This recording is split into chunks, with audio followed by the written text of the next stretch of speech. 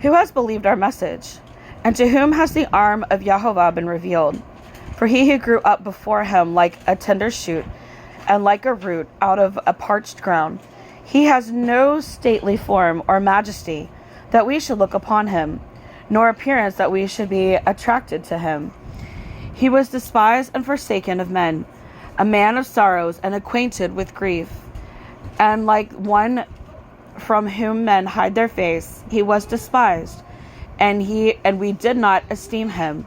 Surely our griefs he himself bore, and our sorrows he carried. Yet we ourselves esteemed him stricken, smitten of God, and afflicted. But he was pierced through for our transgressions, and he was crushed for our iniquities. The chastening of our well-being fell upon him, and by his scourging we are healed. All of us, like sheep, have gone astray. Each of us has turned to our own way.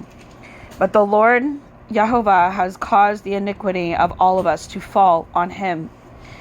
He was oppressed and he was afflicted, yet he did not open his mouth.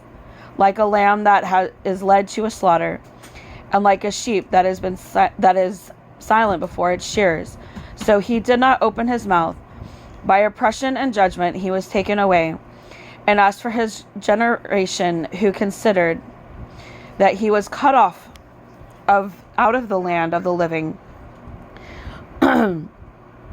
for the transgression of my people, to whom the stroke was due. His grave was assigned with wicked men, yet he was with a rich man in his death, because he had done no violence, nor was there any deceit in his mouth. But Yeshua was pleased to crush him, putting him to grief. If he would render himself as a guilt offering, he will see his offspring. He will prolong his days, and the good pleasure of Yeshua will prosper in his hand. As a result of the anguish of his soul, he will see it and be satisfied. By his knowledge, the righteous one, my servant, will justify the many, as he will bear their iniquities. Therefore I will allot him a portion with the great, because he poured out himself to death, and was numbered with the transgressors. Yet he himself bore the sin of many, and interceded for the transgressors. This is the word of Yehovah.